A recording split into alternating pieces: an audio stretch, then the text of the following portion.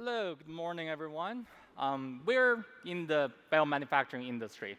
And for us, we use living cells to produce a value-added product. It can be food, medicine, material, things in that nature. And then we take engineered cells, basically mixed with sugar or any other carbon source, and boom, value-added products come out. It's very fascinating, basically like a modern-day alchemy. But also, let's be honest with ourselves.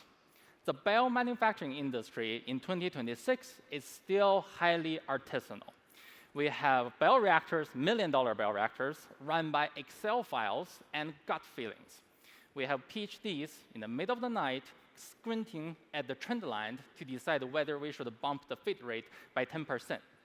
We call ourselves scientists, but honestly, some days it really feels like it's half science and half just artisanal craft.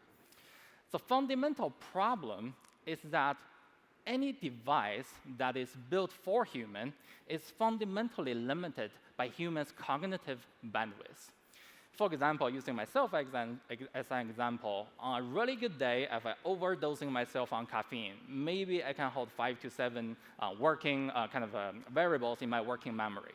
But when you're running bioreactors, especially a fleet of bioreactors, literally 100 different variables are coming at you at the same time.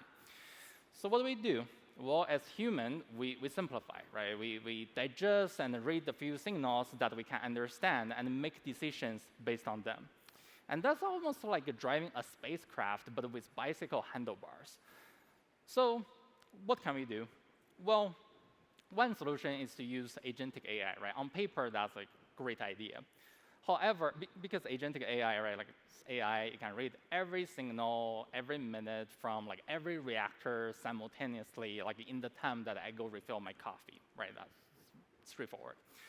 However, there's a problem, and many of you probably thought about this and experienced this firsthand, which is the problem with hallucination, right?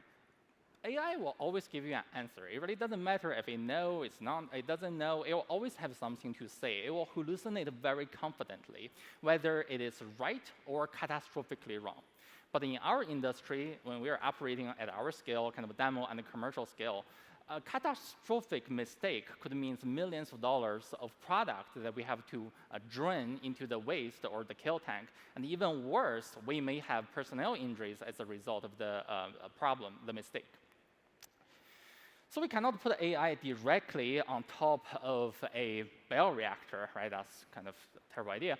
What can we do is to add a digital twin software in the middle to bridge the gap between the digital world with the physical world, so that the AI propose actions and come to the digital twin software in which it simulate. It can simulate biology, chemistry, physics, and human interactions with the equipment. And from there, if the recommendation from the AI does not survive its contact with the digital twin, it will never reach the bioreactor. This is not 5 years into the future. This is what we have today in our facility, 1 hour north in the Alameda Island.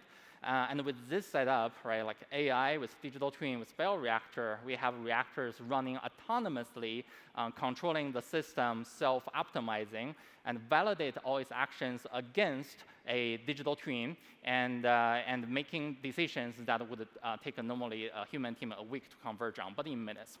So yeah, time's up. My name is Ouwei Wang, CTO and co-founder of Pow.Bio. If you have any questions, please do not hesitate to reach out. We should be here for the next 2-3 days. Thank you.